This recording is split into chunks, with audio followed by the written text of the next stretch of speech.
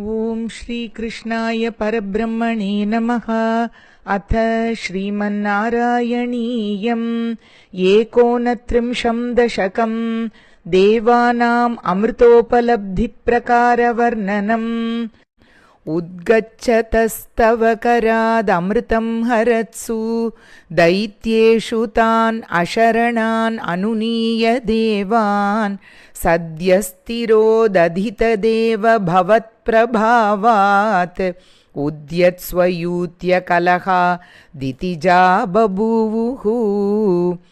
श्यामां रुचापि वयसापि तनुं तदानीं प्राप्तोऽसि तुङ्गकुचमण्डलभङ्गुरां त्वं पीयूषकुम्भकलहं परिमुच्य सर्वे तृष्णाकुला प्रतिययुस्त्वदुरोजकुम्भे।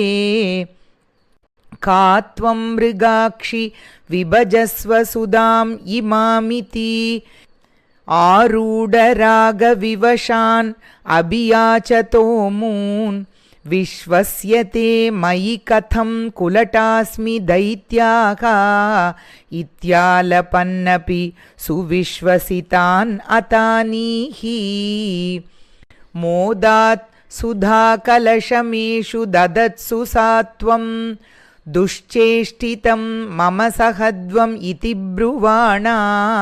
पंक्तिप्रभेद विनिवेशित देवदैत्या लीलाविलासगतिभिः समदा सुधां ताम्।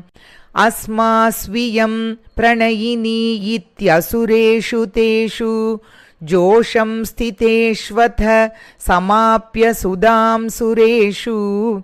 त्वं भक्तलोकवशगः निजरूपमेत्य स्वर्भानुम् अर्धपरिपीतसुदं व्यलावीः।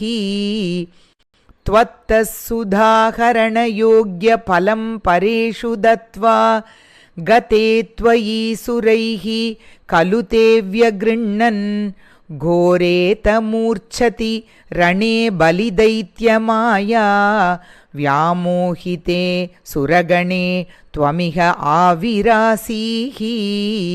त्वं कालनेमिम् अथ मालिमुखान् जगन्थ शक्रो जघान बलिजम्बवलान् सपाकान्। शुष्कार्द्र दुष्करवधे नमुचौचलूने फेनेन नारदगिरा न्यरुणोरणं त्वम्। योषावपुर्दनुजमोहनमाहितं ते श्रुत्वा विलोकनकुतूहलवान् महेशः। भूतैः समं गिरिजया च गतपदं ते स्तुत्वा ब्रवीत् अभिमतं त्वमतोतिरोधाः। आरामसीमनि च कन्दुकघातलीला लोलायमाननयनां कमनीं मनोज्ञां।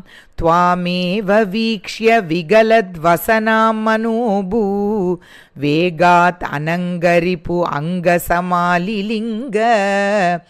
भूयोऽपि विद्रुतवतीम् उपधाव्य देवः वीर्यप्रमोक्षविकसत्परमार्थबोधः। त्वन्मानितस्तव महत्त्वम् उवाच देव्यै तत्तादृशस्त्वम् अववातनिकेतनात्।